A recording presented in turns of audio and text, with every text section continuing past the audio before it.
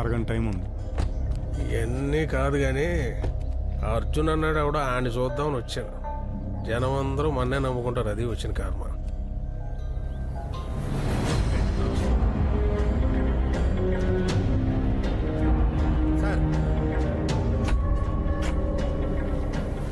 కూర్చోండి సార్. వాస్తు అక్కడ బాగున్నట్టుంది అక్కడే.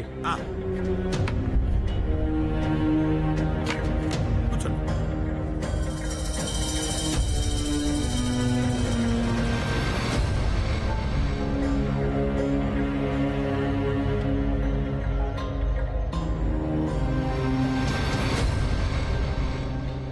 ఒకరిని కాపాడుకోవాలంటే దానికి ఒక స్థలం ఉండాలి, దాంట్లో బోల్డ్ మంది జనం ఉండాలి, వాళ్ళు మనోళ్ళు అయి ఉండాలి.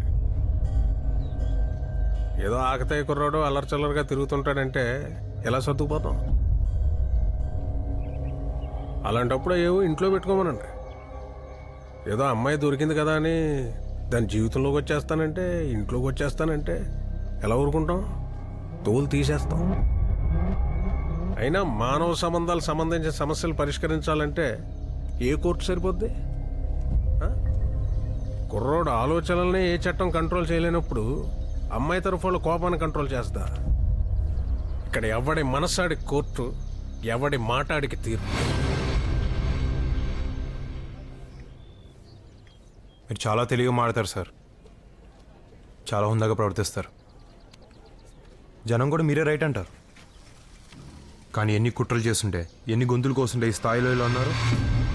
ఒకడైనా ఆలోచించడా? ఆలోచించడం మీ నమ్మకం తీసి పడేస్తారు. చీమకు కూడా దాని విలువ అనుకుంటుందని తెలుసుకోలేంత తెలివి తక్కువ వాళ్ళ మీరు.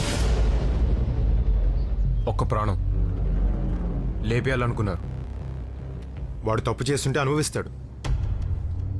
అలా అనుభవించనివ్వకుండా చంపాలనుకోవడం కూడా చాలా పెద్ద తప్పు.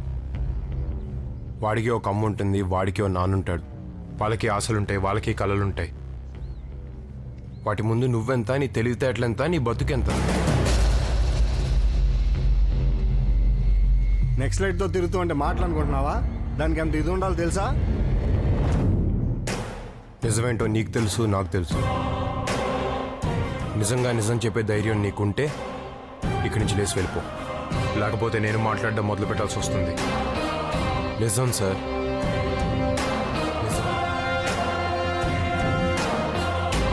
ఎవడరా ప్రతి చిన్న ఆటకి నన్ను పిలుస్తారు ఇక్కడ? ఆటమైన గొడవ.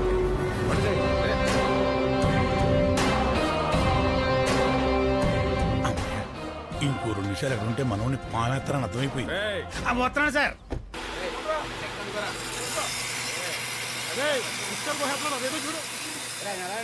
నువ్వు వాడిని ఎందుకనగా చూస్తున్నావు, ఎందుకు కాపాడుతున్నావు అని నేను అడగను. కాకపోతే జాగ్రత్త. ఎవరైనా చెప్పినా ఏం చేసినా ఆ ఒక్క ముక్క దగ్గర ఆగుతాం. జాగ్రత్త. ఆడు నేను చదివినట్టు చదివాడు నాన్న. నేను ఆలోచించినట్టు ఆడు ఆలోచిస్తాడు. కాకపోతే ఆడు కొన్నిటి లొంగుతాడు. ఆ దౌర్బల్యమే లేకపోతే వాడే కాదు, ఎవడైనా గొప్పోడే. అదే పోకపోతే నేనే కాదు, 400 100 మంది వచ్చి నన్ను కాపాడలేరు.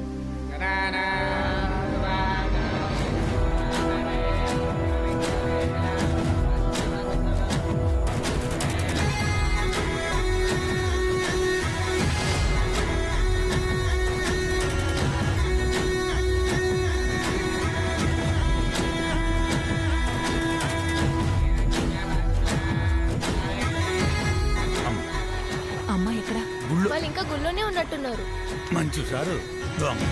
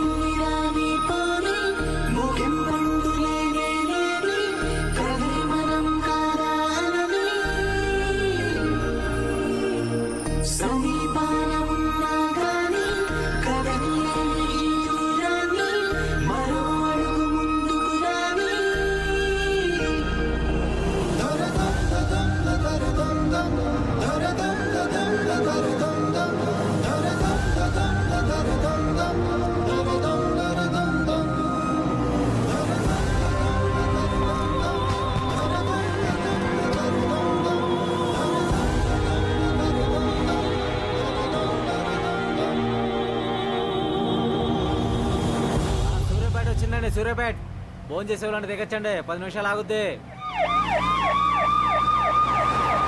సూర్యాపేట వచ్చిందండి, సూర్యాపేట్ ఫోన్ చేసే వాళ్ళని దిగచ్చండి.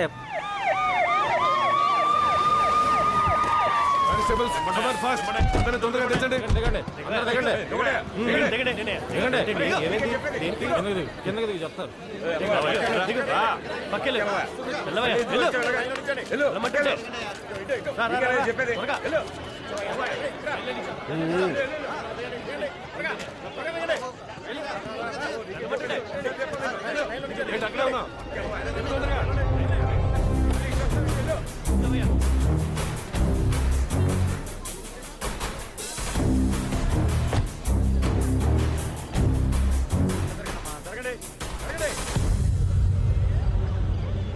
ఎవరు ఫోన్ చేసింది?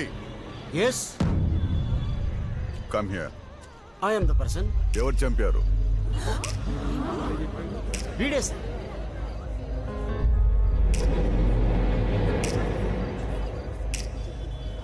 వీడా? Read it. మర్డర్ చేసింది ఎవరు? వీడియో అని చెప్పాడు sir.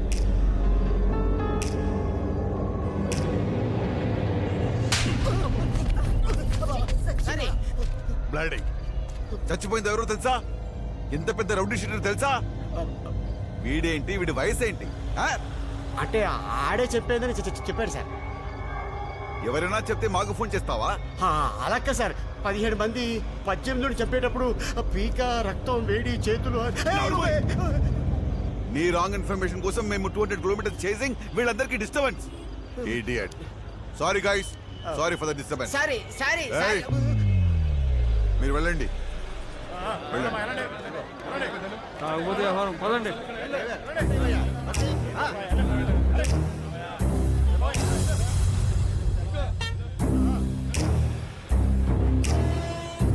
Excuse me, sir 1 minute, come with.